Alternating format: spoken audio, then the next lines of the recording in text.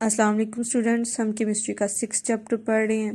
आज हमारा टॉपिक है सैचुरेटेड सॉल्यूशन, अनसैचुरेटेड सॉल्यूशन। ठीक है, तो सैचुरेटेड सॉल्यूशन क्या होता है ये हम पढ़ते हैं। ये इसकी इटैलिक्स में डेफिनेशन लिखी हुई है।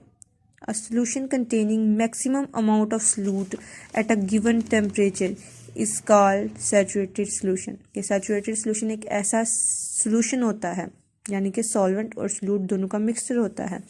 ऐसा सॉल्यूशन होता है जिसमें मैक्सिमम अमाउंट ऑफ सॉल्यूट होती है कि अगर हम इसमें और सॉल्यूट डालेंगे तो वो डिज़ोल्व नहीं होगा। ठीक है, उसके अंदर जितना सॉल्यूट डिज़ोल्व होना था वो हो चुका है, उसके अंदर अब मज़ीद सॉल्यूट ऐड नहीं होगा, ना ही डिज़ोल्व होगा। स्टार्ट करते हैं। When a small amount of solute is added to a solvent, solute dissolve very easily in the solvent. If the addition of solute is kept on, a stage is reached when solute cannot dissolve any more solute.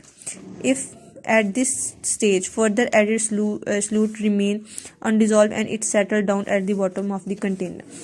उसने इसमें बताया कि अगर हम एक container लेने, glass ले लें, उसमें पहले थोड़ा सॉल्यूट डालते हैं, उसको मिक्सअप करेंगे तो वो इजीली मिक्सअप हो जाएगी, डिज़ोल्व हो जाएगी।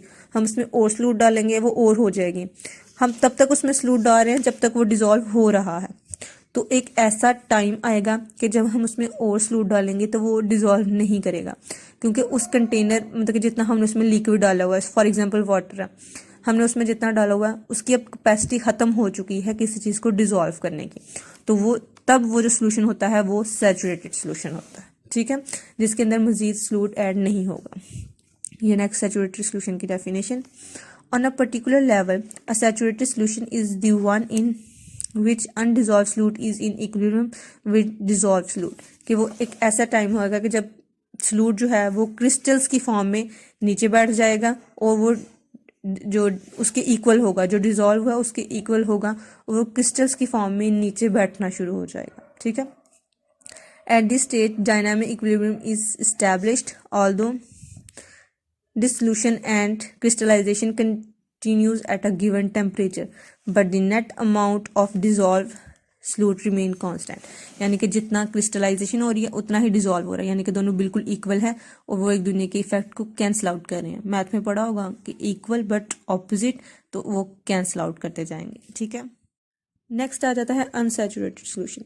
A solution which contain lesser amount of solute than that which is required to saturate it at a given temperature, it is called unsaturated solution। कि एक ऐसा solution जिसमें हम और सॉल्यूट ऐड कर सकते हैं, यानी कि मज़ीद उसमें सॉल्यूट ऐड किया जा सकता है, और जब हम उसको ऐड करेंगे वो डिज़ोल्व भी करेगा, तो वो अनसैचुरेटेड सॉल्यूशन होगा। ठीक है, सैचुरेटेड जिसमें हम मज़ीद सॉल्यूट ऐड नहीं कर सकते वो नीचे बैठना शुरू हो जाएगा, और अनसैचुरेटेड जिसमें हम अगर मज़ीद ऐड करेंगे तो वो डिज़ोल्व हो जाएगा। ठीक है, नेक्स्ट आ जाता है सुपर सैचुरेटेड सॉल्यूशन। तो आपने इन दोनों की डेफिनेशन पे देखा होगा कि एक चीज़ मेंशन की गई है एट गिवन टेम्परेचर, और इधर देखो एट गिवन टेम्परेचर, यानी कि टेम्परेचर रूम टेम्परेचर।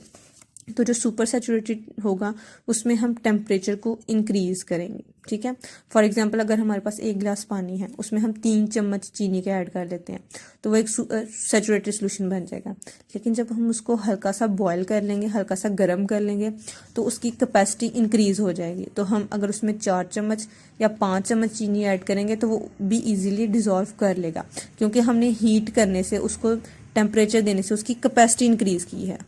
ठीक है, when saturated solutions are heated, they develop further capacity to dissolve more solute. Such solutions contain greater amount of solute than is required to form a saturated solution and they become more concentrated। यानी कि वो already saturated solution थे, उसमें मज़ीद हम solute add करते तो वो डिज़ोल्व नहीं होता, लेकिन हमने उसको टेम्परेचर प्रोवाइड किया जिसकी वजह से उसकी कैपेसिटी इंक्रीज होगी, तो अब हमने और सॉल्यूट डाला तो उसने डिज़ोल्व कर लिया है।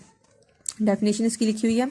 The solution that is more concentrated than a saturated solution is called supersaturated।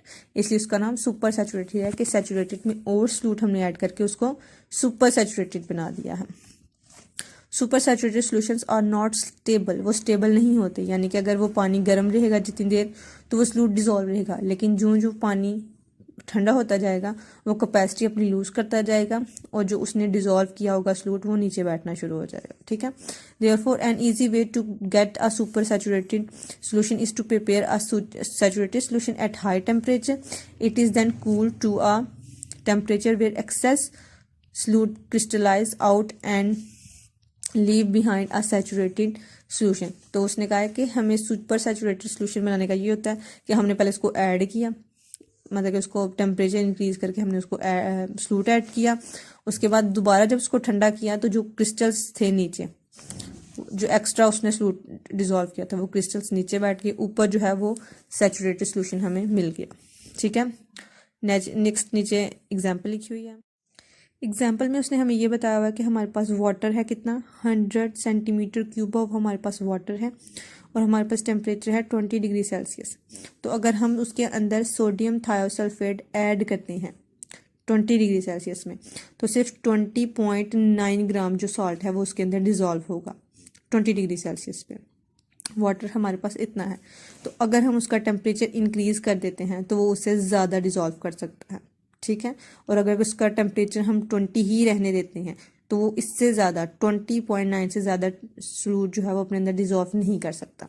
जैसे हम उसका टेम्परेचर इंक्रीज करके उसकी कैपेसिटी इंक्रीज कर देते हैं वो मैक्सिमम से भी ज़्यादा जो सॉल्यूट है अपने अंदर डिजोल्व कर सकता है, ठीक है।